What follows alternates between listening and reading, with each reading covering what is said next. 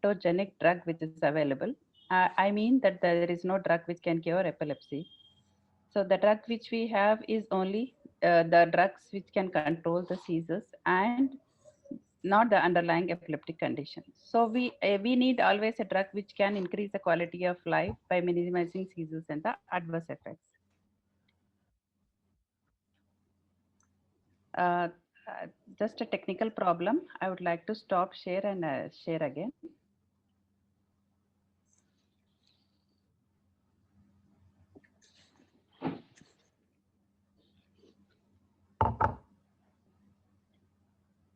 Yeah. uh, as the anti-epileptic drugs, actually they are more than 120 years old almost. The first drug which was discovered was bromide, and later on the phenobarbital, and multiple drugs have been tried for the treatment of epilepsy. As you can see in this painting, that even the Van Gogh, who suffered from epilepsy, had his paintings were supposed to be yellow because he was using digitalis, which were resulting in yellow vision. So, to understand the concept of development of anti-epileptic drug, uh, what there are several drugs which actually go for preclinical testing. Almost to 10,000 molecules go for preclinical testing, but later on only 250 go for animal testing. Out of only 10 get the approval for the human studies. And if you see the drug development, the phase one studies are usually done in after the animal studies are over. The phase one studies are done in human subjects, usually using normal volunteers, 100 normal volunteers. This is basically to look for whether there is any severe adverse events. Later on, the phase two and phase three studies are usually planned, and this is the design of the phase two, phase three studies. So ethically, it is not possible to test anti-epileptic drug as a monotherapy to start with. So usually the drug is given along with other anti-epileptic drugs in various drug formulation in phase 3, and the patients are being followed up depending upon the usually it is 12 weeks, and at the end of 12 weeks you look for how many patients have 50% seizure reduction and how many patients become completely seizure free. So if you go to this chart, you can see that from bromide to now that so many anti-epileptic drugs have come recently in the market. So I was very confused when to call the fourth generation anti-epileptic drug. So there is no strict definition for that. So, but what you can understand is that if the carbamazepine is treated as a first generation molecule, oxcarbamazepine can be called as second generation, and eslicarbamazepine as a third generation. If you strictly follow this type of uh, definition, then there is no fourth generation anti-epileptic drug which is available. So I would rather call it as a newer anti-epileptic drug rather than a fourth generation anti-epileptic drug. Out of this, the drugs which have come into the market are between 2008 to 2011. I would discuss lacosamide and rafinamide, and also I will discuss about the newer drugs. I will also tell briefly about the next generation anti-epileptic drugs rather than telling them as fourth generation or fifth generation. I will tell them as the next generation which are in the pipeline.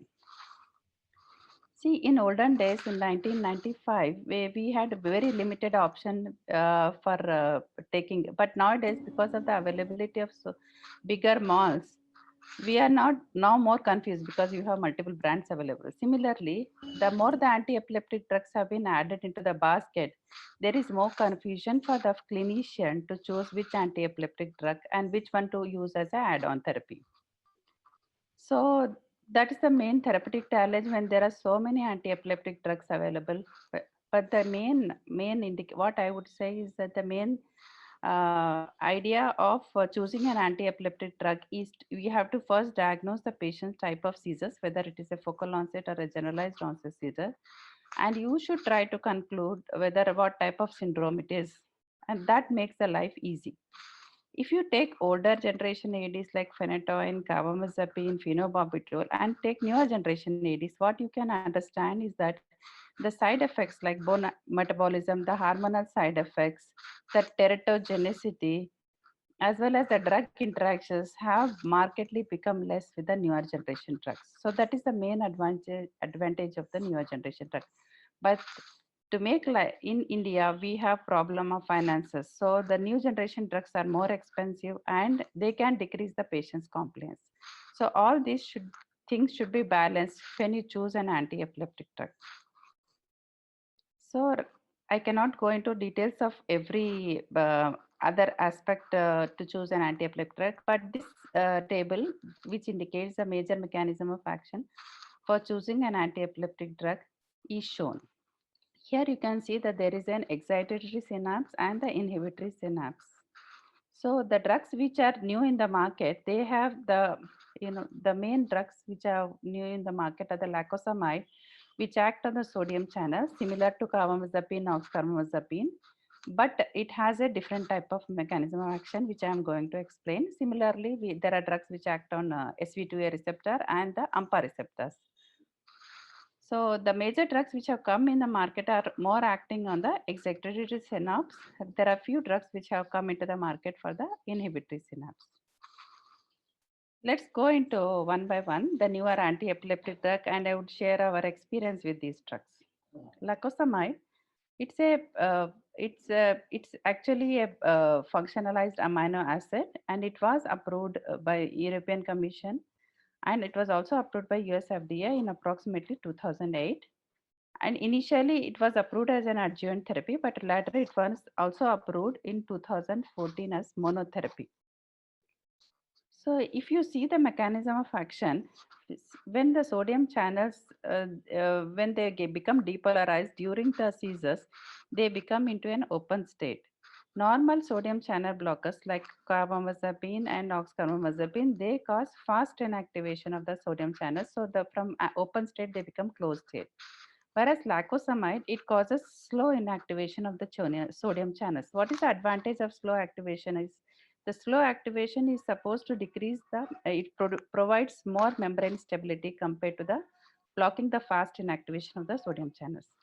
The second problem is that the another unique mechanism of action for lacosamide is it also binds to CRMPA2 receptor, which is supposed to be important for the membrane axonal outgrowth. So if you have a patient with a post-humoral epilepsy, it is supposed to increase, it has a growth on the axonal outgrowth, and it is supposed to have a disease modifying effect. But as such, if you take in clinical practice how much this CRMP2 interaction is causing the clinical efficacy of the drug is not clear. But if you can, what we can say is that because of its unique mechanism of action, the chances of recurrent seizures is slightly less compared to the previous sodium channel blockers. Coming to the pharmacokinetic profile, apart from the efficacy, the next most important is the favorable pharmacokinetic profile, and lacosamide has a wonderful pharmacokinetic profile.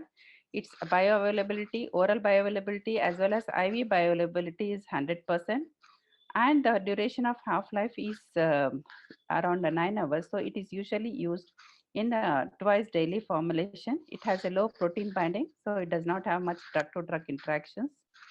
And it has, if you take various genders, does not have much variability. Thus, because it has a very favorable pharmacokinetic profile. So what makes lacosamide a versatile molecule is it can be used as monotherapy, it can be used as the first add-on therapy, and it is useful in children. So there are various studies which have proven that the children more than 4 years of age with partial onset seizures, lacosamide can be safely used. It has become a major, IV lacosamide has proven to be a major effect in status epilepticus. So it is also safe in elderly population.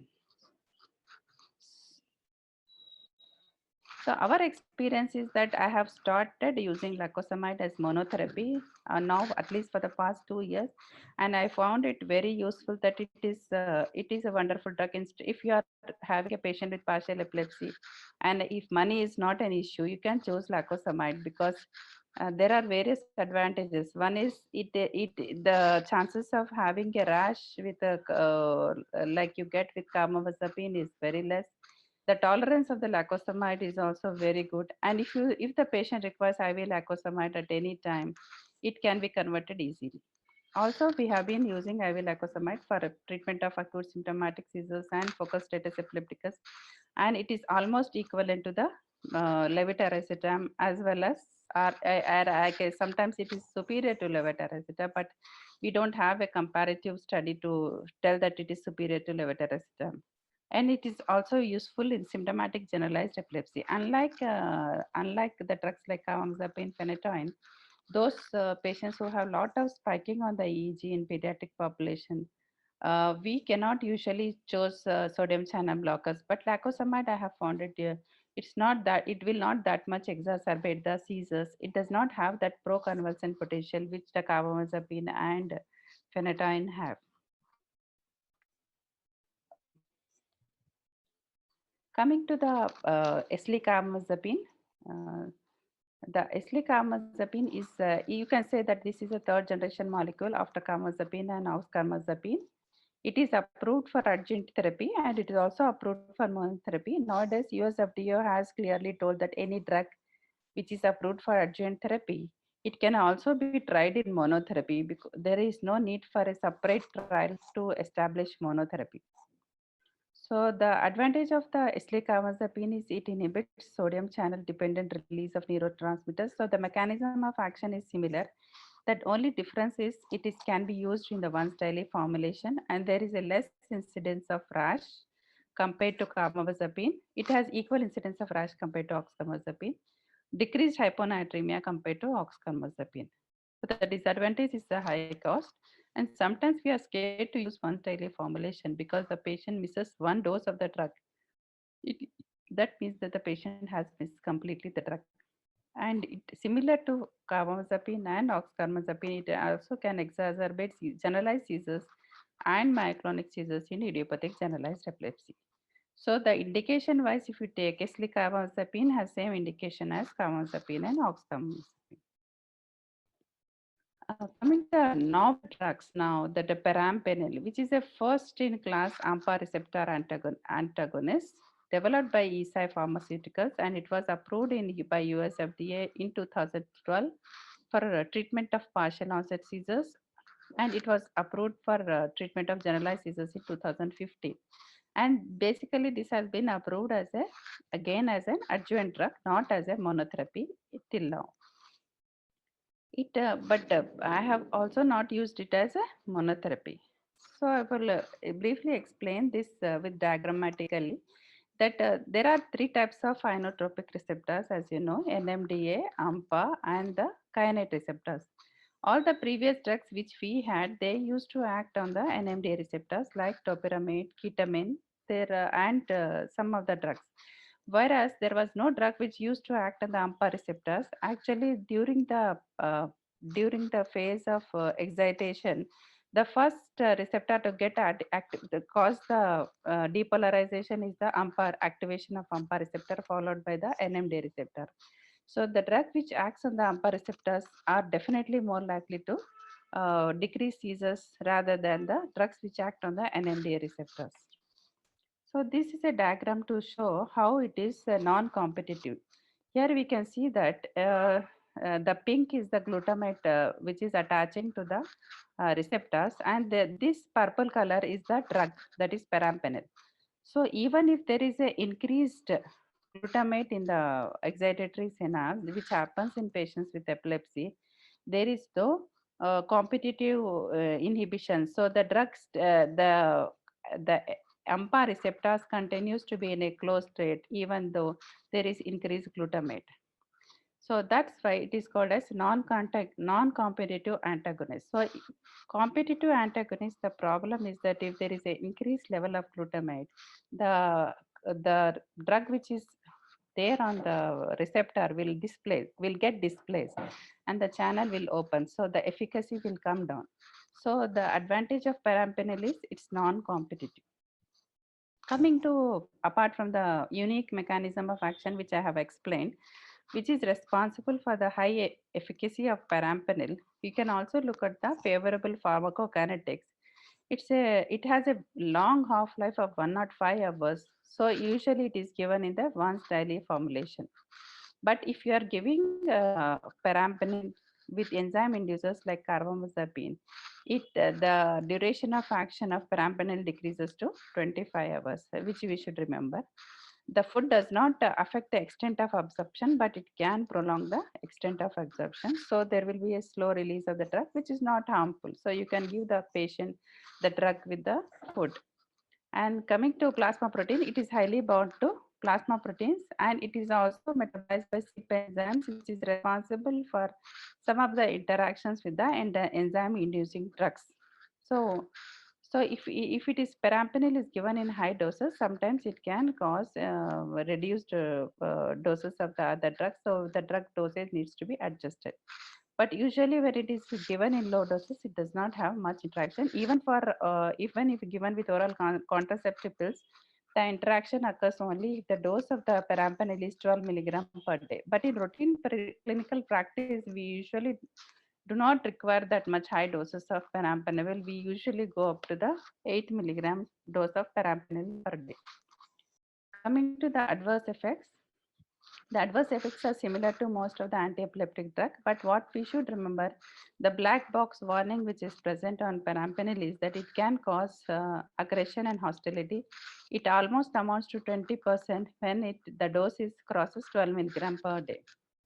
So we should remember that it can cause aggression, similar to some of the cases of levetiracetam, and it can also produce suicidal ideation. So I just like to summarize that because perampanel has a unique mechanism of action, and AMPA is the main receptor which is responsible for the glutamate excitatory action. So it has a novel mechanistic approach. And in the morning, we had presented this limited data of that there are 25 patients of perampanel whom we have been following up. And we found that 25% of the patient became seizure free when you used perampanel as an add-on drug, and 60% became had a 50% reduction.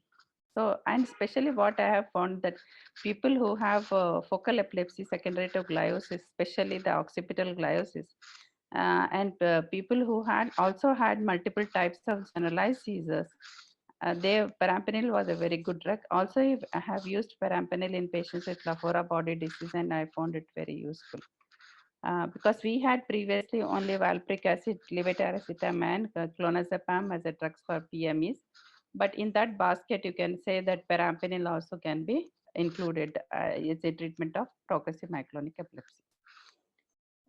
Coming to the AMPA inhibitor, you can say that these are the second generation AMPA inhibitors in pipeline. They are telampanel and some of them are non-competitive like telampanel, but some of them are competitive.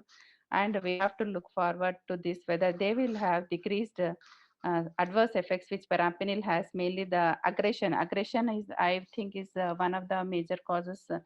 People become, children especially become more aggressive with perampanel. So that is a limiting factor for the use of perampanel in clinical practice. Coming to brivaracetam, you can say this is a congener of levetiracetam, which was developed by UCB, and it was approved by FDA in 2016, and it has been approved both for monotherapy and adjuvant therapy in more than 16 years of age. So perampanel is approved for more than 12 years of age, whereas brivaracetam is approved for more than 16 years of age. This is because basically the design of the study in which they have been used. So generally, we just for residents' sake, what I would like to explain that what is this SV2A receptor? SV2A is nothing but a vesicular structure which is present in the synapse, and when the patient before the release of glutamate, usually these SV2A vesicles, they have to bind to the membranes to produce the glutamate. So the levetiracetam and brivaracetam, which are supposed to have a novel mechanism of action, what they do is they bind to the SV2A receptor and they prevent the binding of this vesicle to the membrane. And that's why the glutamate is not released from the excitatory synapse. And this type of action has been very unique, and that is the reason for the efficacy of levetiracetam, which became a very popular molecule, and now brivaracetam, which is also becoming a very popular molecule. if you say that apart from the SV2A binding, the other thing which you can see is that the levetiracetam also binds to the calcium, and the AMPA antagonism is also seen. This AMPA antagonism of the levetiracetam is probably responsible for the aggression. That's why you can see that perampanel and the levetiracetam both have the increased aggression, whereas brivaracetam compared to levetiracetam has less aggression. Coming to the pharmacokinetics of brivaracetam, it's again a very good pharmacokinetic. It has to be used in a twice daily formulation, and it is predominantly excreted by the kidneys, and it does not have much drug to drug interaction, even though compared to levetiracetam there is a slight increase in the drug interaction, but it is very limited. So usually you in the routine thing you need not have any drug adjustment is not required. So this slide is just to show that brivaracetam and levetiracetam, they both of them have if you take animal models, they have a wide coverage of efficacy in brivaracetam as well as levetiracetam, and brivaracetam is supposed to be better than levetiracetam in the coverage. So there are major 3 pivotal trials based on which the brivaracetam was approved, and you can see that there was compared to the 50% reduction in the seizure freedom, which was seen in almost 37% of the patients. So the another advantage of brivaracetam is the early response. Like from the day one, you expect the response of the patient. It is almost 18 to 20% of the patients will have response on the day one. What is the reason for the response? It is because of the rapid permeability into the blood-brain barrier. It has a very high affinity to SV2A receptors, and it has a higher inhibition of EPSP compared to levetiracetam, and it has linear association with affinity and the seizure potency. So the drug efficacy starts from the day one. So these are all the diagram to say that that brivaracetam starts from the day one. Okay. So which patients you should choose brivaracetam? Like what you have to understand is that because the mechanism of action is same, there is no advantage of adding brivaracetam to levetiracetam. So usually you can say that the patients of brivaracetam can be divided into 2 groups. One is levetiracetam exposed group, one is levetiracetam naive group. So those who are exposed to levetiracetam, if you are stopping levetiracetam because it is effective, but it is not it is producing adverse effects, then you can shift to brivaracetam and it is more likely to be effective. But if there is no response to levetiracetam and because of the lack of efficacy, you are want to shift to brivaracetam, you can still shift. There are few percentage of patients who can respond to brivaracetam even though they have not responded to levetiracetam.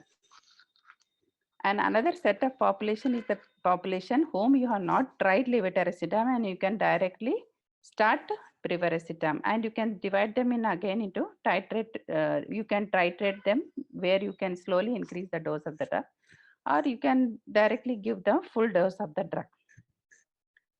This is a study which is called as Brifa Life study. This is a post-marketing study in which patients who have been this is a 5-year experience almost of the brivaracetam in the market. And what they have found is that all type of patients, those who have various type of focal epilepsy, those who have secondary generalized epilepsy, all patients respond to brivaracetam.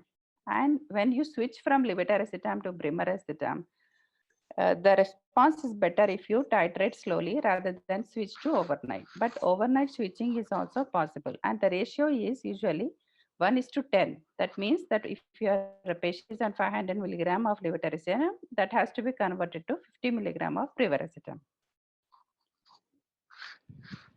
So the efficacy of brivaracetam is has a very good high retention rate, almost amounting to 92%. It does not produce drug resistance because it is not a substrate for glycoprotein, which is the reason glycoprotein is a receptor which causes decreased permeability of the drug to the CSF, and brivaracetam is not does not require P glycoprotein for its entry into the CSF. That's why it is not likely to, there is less chances that the patient will have resistance to brivaracetam. and the long-term efficacy, at least 5 years efficacy, is established. So coming to the various special population, patients who have hepatic impairment, you can use up to 150 milligram per day of brivaracetam. Patients who are only on end-stage renal disease, brivaracetam is contraindicated. Otherwise, it can be used in the same doses. Brivaracetam can also be used in the elderly population. Its efficacy in children is yet to be used, but we have sometimes brivaracetam has been used in children. So to summarize, that brivaracetam is known for early control of seizures. It's a very good drug for rational polytherapy because it has a different mechanism of action, and it can potentially increase the patient's in outcome after the addition of levetiracetam, and it can, because of the high retention rate, it can produce sustained control. So because of the high cost, and we work in a government sector, our experience with brivaracetam is very less, and but it is what I have seen is some of the patients who have not responded to any drug, they have responded to brivaracetam, and probably if you use brivaracetam early in the therapy rather than use it as a fourth or fifth add-on drug, it may not work, and it is more useful in patients with refractory focal epilepsy and reflex epilepsy. And also in focal status epilepticus, we have seen that people who are very refractory and whom you don't want to intubate and sedate the patient, even though we don't have IV formulation of brivaracetam available, we have used oral formulation, and we have found that it is to be very effective. Coming to the cannabidiol, uh, this slide has been mixed up, but actually the cannabis is a very interesting subject, because cannabis is nothing but a marijuana, and there are two types of plant in the marijuana. One is a hemp plant and another one is the routine plant. The hemp plant has more of cannabidiol and less of THC. THC is supposed to be the substance in the cannabis plant which is responsible for the psychotropic effects, and cannabidiol is the substance in the marijuana plant which is responsible for the anti-seizure efficacy.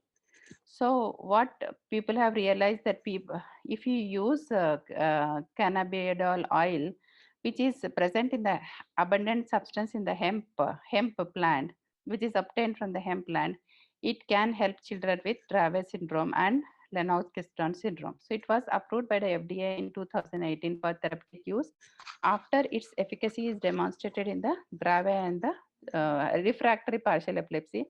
But off-label, it has been used very, especially in the US for treatment of partial epilepsy. Its mechanism of action is supposed to be GABA-mediated mechanisms. And especially when you are combining cannabis oil with clobazam, it is supposed to produce more efficacy. So in Lennox-Gastaut syndrome, where we use combination of valproic acid and high dose of clobazam, you can combine them with CBD oil if it is very refractory to treatment. So summarize, it is indicated for treatment of Lennox-Gastaut and Dravet syndrome in patients more 2 years of age, and which is based on the blinded control trial, and the recommended dose is 5. It's usually available in oil, it's not available in tablet formulation, and the dose is 5 milligram per kg, 2 divided doses, and increased to 10 milligram per kg in 2 divided doses. And liver function is the one which has to be monitored during the use of cannabidiol. So briefly, after going through these important drugs, I will just briefly mention about a few drugs. Rufinamide, it's approved in 2008. Do you have time, madam? Because I think I have crossed my time. I'll just take 5 minutes. Yes, another 5 minutes. Rufinamide is the trade name for is Baxter. It is approved in 2008. Has similar mechanism of action as sodium channel blocker, but its efficacy has been very less. So it is not being, it did not become very popular, and the cost of therapy is very high with the rufinamide. Coming to felbamate and the fluorofelbamate, felbamate was a very unique, had a very broad spectrum of action, but because of its idiosyncratic side effects, that is liver toxicity and aplastic anemia, it became less popular. So fluorofelbamate is being prepared, which is supposed to have, which is not supposed to have the idiosyncratic side effects of felbamate, but it is not still available. Coming to ganaxolone, it's the only drug which has a neurosteroid action, and it is supposed to be useful in catamenial epilepsy, infantile spasms, and some of the complex partial seizures. It's still not available in the market. Coming to ezogabine or ritigabine, these are the drugs which were actually had another unique mechanism of action because they were acting on the potassium channels. But what happened in 2017? It produced bluish pigmentation. The side effects which was seen after the marketing was that it produced side effects in the form of bluish pigmentation of the retina, skin, and nails, and that's why it was removed from the market. The Carisbamate is another molecule which is supposed to be promising. I will just briefly tell about this drug, which is not available in India, but it's a very good drug for treatment of Dravet syndrome. And it is again acting through the GABAergic mechanism, and similar to cannabidiol, it enhances the action of clobazam. So that's why stiripantol got orphan drug approval for treatment of Dravet syndrome. Another unique drug which is probably going to come in the market is the bumetanide. Bumetanide has a very unique action because it acts on the sodium potassium chloride transporter. This transporter is present both in brain and kidneys, and in brain especially it is in temporal lobe epilepsy patients. There is a membrane destabilization because of the chloride channels, and this drug acts on that level and it produces more stability, and so it has been found to be specifically useful in patients with temporal lobe epilepsy. Another drug which is available in the market is everolimus, and it is a mTOR inhibitor, and it is found to be useful in decreasing the seizure frequency in tuberous sclerosis. And I have also tried in one patient, and it is definitely useful. So I'll just so if you take the strategies to treat epilepsy, you always try to choose single monotherapy, and if that drug does not work, you shift to addition of alternative monotherapy followed by addition of the add-on drugs. So this is the standard diagram to say that how to treat a newly diagnosed and refractive epilepsy. Always remember that if the patient is having failed 2 trials of monotherapy, better to go subject the patient for video EEG. And because the video EEG not only helps in classifying the type of epilepsy, it also helps in identifying the surgically remediable syndrome. It also helps in identifying the PNES. So all these will ultimately help you in managing the patient. So to conclude, I can say that lacosamide can be safely used as monotherapy for treatment of partial